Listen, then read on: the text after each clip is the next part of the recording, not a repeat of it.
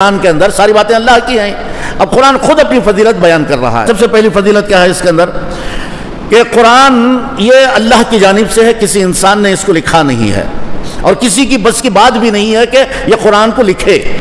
تو قرآن اس بات کی کہا سورہ یونس آیت نمبر 37 میں اللہ تعالیٰ نے کہا وَمَا كَانَ هَذَا الْقُرْآنِ أَن يُفْتَرَ مِن دُونِ اللَّهِ کہ یہ قرآن اللہ کے علاوہ دوسرا کوئی اسے نہیں لکھ سکتا۔ اگر لکھے گا تو اللہ ہی لکھے گا قرآن کو۔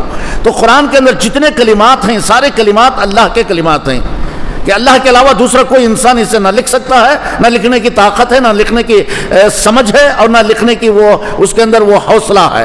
تو اللہ تعالیٰ نے کیا کہا وَمَا كَانَ هَذَا الْقُرْآنِ یہ قرآن جسے اللہ تعالیٰ نے نازل کیا ہے أَن يُفْتَرَ مِن دُونِ اللَّهِ اللہ کے علاوہ دوسرا کوئی ایسے قرآن کو لا نہیں سکتا۔ ایک بات یہاں بتا گئی کہ یہ کلام اللہ کا کلام ہے، کسی اور کا کلام نہیں ہے۔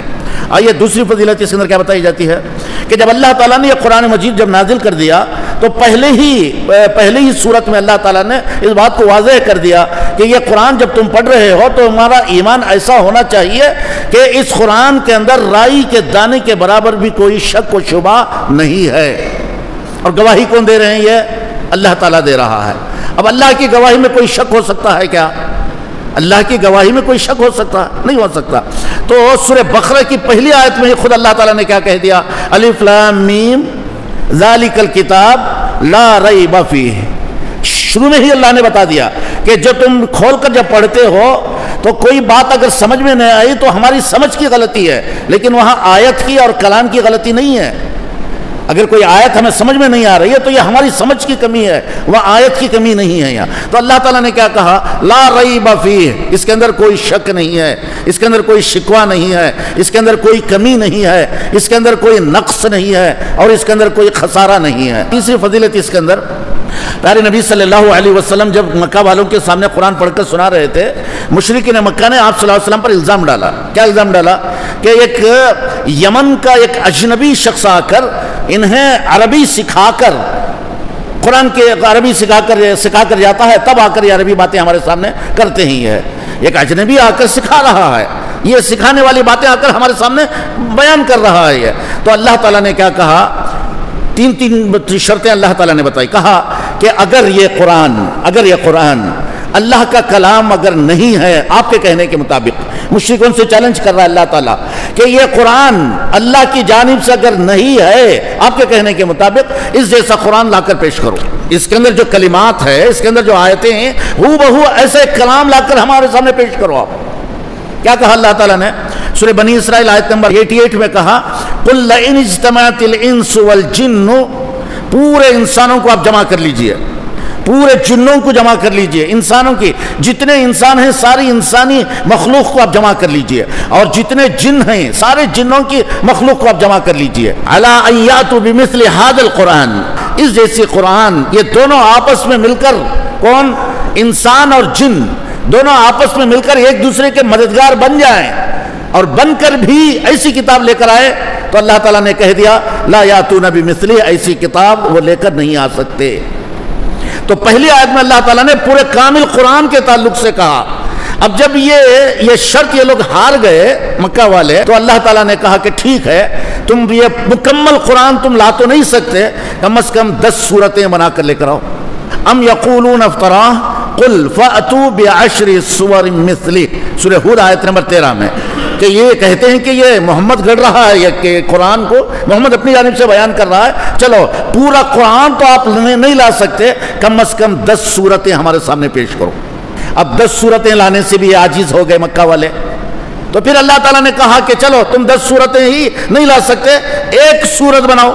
سورہ بقرہ آیت نمبر 23 میں اللہ نے کہا کہ وَإِن كُنتُمْ فِي رَيْبٍ مِّمَّا نَزَّلْنَا، کہ ہم نے ہمارے بندے پہ جو قرآن کو نازل کیا ہے اس کے بارے میں اگر آپ کو شک ہے تو فَأْتُوا بِسُورَةٍ مِّثْلِهِ، ایک سورت تمہارا ہمارے سامنے پیش کر دو، ایک سورت۔ یہ بھی عاجز ہو گئے، پہلے پورا قرآن کا چیلنج ہار گئے، 10 سورتوں کا چیلنج ہار گئے، ایک سورت کی چیلنج ہار گئے۔ تو پھر اللہ تبارک و تعالیٰ نے کہا کہ چلو ایک سورت ہی نہیں، ایک لفظ بنا کر لے کر آؤ، ایک لفظ قرآن کے اندر میں نے جو الفاظ قرآن میں دیے ہیں ویسا ایک لفظ تو بھی ہمارے سامنے لا کر پیش کرو آپ۔ کیا کہا اللہ تبارک و تعالیٰ نے؟ سورہ طور آیت نمبر 34 میں اللہ نے بتایا فَلْيَأْتُوا بِحَدِيثٍ مِثْلِهِ، حدیث کہتے ہیں ایک بات، ایک لفظ، فَلْيَأْتُوا بِحَدِيثٍ مِثْلِهِ، کہ ہم نے قرآن کے اندر جو الفاظ بیان کیے ہیں ان الفاظوں میں سے ایک لفظ تو بھی لا کر ہمارے سامنے تم پیش کرو، ان کانوا صادقین، اگر تم سچوں میں سے ہو۔ نہیں پیش کر پائے۔ تو یہ چیلنجز اس بات پر دلالت کر رہی ہے تو قرآن کا اعجاز کتنا بڑا اونچا ہے، کتنا قرآن کا مقام اور اس کی فضیلت کتنی بڑی زیادہ ہے، کہ جب کہ اللہ تعالیٰ نے ایسے لوگوں سے چیلنج کیا کہ جن کی زبان عربی ہے، یہ نہ ہو کہ عجمیوں سے اللہ تعالیٰ نے چیلنج کیا، عجمیوں سے نہیں بلکہ عرب کے بڑے بڑے شاعر جو شاعری میں یعنی کہ شعر شاعری میں بہت مہارت رکھنے والے، ادب میں مہارت رکھنے والے، عربی زبان پر عبور جن کا ہے، ان لوگوں سے اللہ تعالیٰ نے یہ چیلنج کیا کہ تم عربی کے اندر اتنی مہارت اور اتنا ادب اور شعر کے اندر اتنے تم اونچے پیمانے پر ہو، عربی جانتے ہو، تو ویسے ہی چیز ہمارے سامنے لا کر تم پیش کرو۔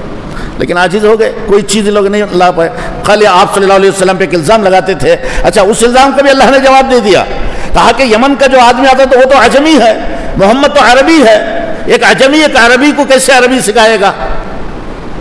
یمن کا آنے والا عجمی ہے، عربی نہیں ہے، اور محمد صلی اللہ علیہ وسلم عربی ہیں، تو ایک عجمی آ کر عربی کو عربی سکھائے، سوچنے والی بات ہے یہاں۔ تو اس کا بھی اللہ تعالیٰ نے یہاں جواب دے کر بتا دیا۔ تو ایک فضیلت اور ایک اعجاز اللہ تبارک و تعالیٰ نے یہاں اس صورت کے اندر اس کو بتایا ہے۔ چوتھی فضیلت اس کے اندر بتایا گیا، قرآن کو اللہ نے آسان کر دیا، قرآن کو اللہ نے بالکل آسان، کس اعتبار سے؟ پڑھنے کے اعتبار سے، سمجھنے کے اعتبار سے، عمل کرنے کے اعتبار سے، دعوت پیش کرنے کے اعتبار سے، ہر اعتبار سے قرآن کو آسان اللہ نے بتا دیا۔ سورہ قمر میں اللہ تعالیٰ نے کہا آیت نمبر 22 کے اندر وَلَقَدْ يَسَّرْنَا الْقُرْآنَ لِلذِّكْرِ، کہ ہم نے قرآن کو آسان کر دیا ہے نصیحت کے لیے، بالکل آسان کر دیا اللہ تبارک و تعالیٰ نے۔ اور یہ بھی چیلنج کے ساتھ کہا جاتا ہے کہ دنیا کے اندر جتنی زبانیں ہیں ساری زبانوں میں سب سے آسان زبان عربی ہے، بہت جلدی سمجھ میں آ جائے گی، بہت اس کے اندر معنی رہے گا، اور اسے بات کرنے کے اعتبار سے، پیش کرنے کے اعتبار سے آسان زبان یہی ہے، لیکن سیکھنے میں ہمیں مشکل معلوم ہوتا ہے، لیکن زبانوں میں سب سے آسان زبان یہی عربی زبان ہے۔ اور ایک بات بتاؤں میں آپ کو، جنت کی زبان عربی زبان ہے۔ جنت کے اندر جو جنتی چلے جائیں گے، چاہے انڈین جاؤ، چاہے اس کے اندر سری لنکن جاؤ، چاہے اس کے اندر فلپین جاؤ، کوئی بھی جنت کے اندر چلے جائیں، وہاں جا کر ان کی زبانیں الگ نہیں رہیں گی، ساری زبانیں ایک ہی ہو جائیں گی، ایک عربی زبان ہو جائے گی۔ اس لیے پیارے نبی صلی اللہ علیہ وسلم نے کہا تعلموا العربی، عربی زبان سیکھو۔ پیارے نبی نے کہا کہ تم عربی زبان سیکھو، اس کے اندر بہت سارے فضائل اس کے اندر بیان کیے گئے ہیں۔ اب انسان جب انتقال ہو کے جب قبر کے اندر اس کو دفنا دیا جاتا ہے، آنے والے فرشتے کیا انڈین ہوں گے؟ آنے والے فرشتے انڈین تو نہیں ہوں گے، پاکستانی تو نہیں ہوں گے، وہاں دوسرے زبان کے نہیں ہوں گے، سارے فرشتوں کی زبان عربی زبان ہے۔ اب آنے والے جب آ کر سوال کریں گے تو وہاں من ربک، اب جیسی خبر میں چلے جائیں گے تو اللہ تعالیٰ آٹومیٹک اس کی زبان بھی عربی کر دے گا، سمجھے گا۔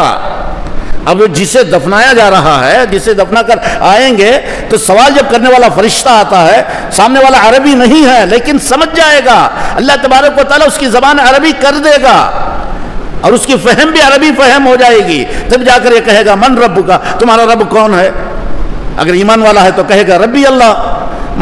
من نبیو کا، تمہارا نبی کون ہے؟ اور اگر اب ایمان والا ہے تو کہے گا کہ نبینا محمد صلی اللہ علیہ وسلم۔ اب پھر سوال ہوگا ما دینو کا، تمہارا دین کیا ہے؟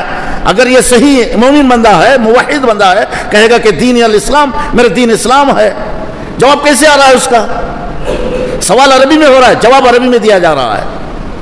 اب اگر یہ ایمان والا نہیں ہے، مشرک ہے، کافر ہے، جسے دفنایا جاتا من ربو کا، وہ کہے گا کہ ہائے ہائے لا ادری۔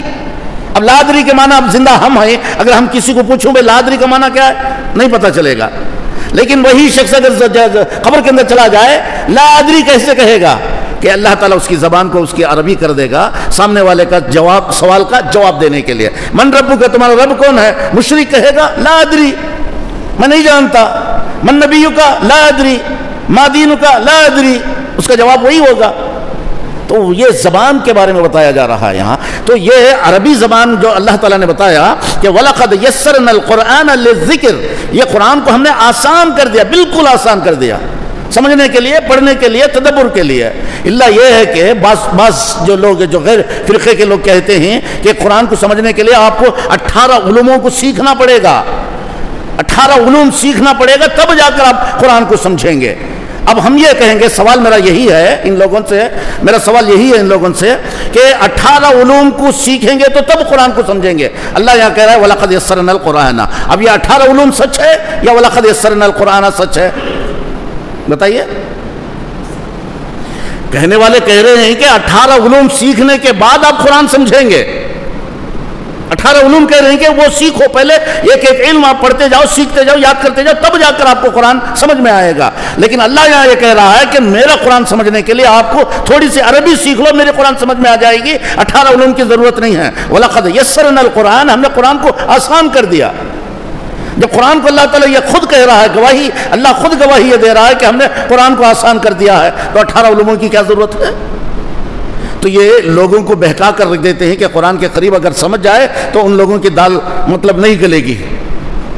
اس وجہ سے خود قرآن، پیارے نبی صلی اللہ علیہ وسلم خود یہ کہہ رہے ہیں کہ عربی سیکھو، قرآن پڑھو، قرآن کو سمجھو، قرآن کو سمجھو. قرآن میں بارہا اللہ تعالیٰ نے کہا اتدبروا یتدبروا تدبروا تفقہوا تفکروا، غور کرو، پڑھو، سوچو، سمجھو. اللہ تعالیٰ خود اس بات کی اس کے اندر گواہی دے رہا ہے.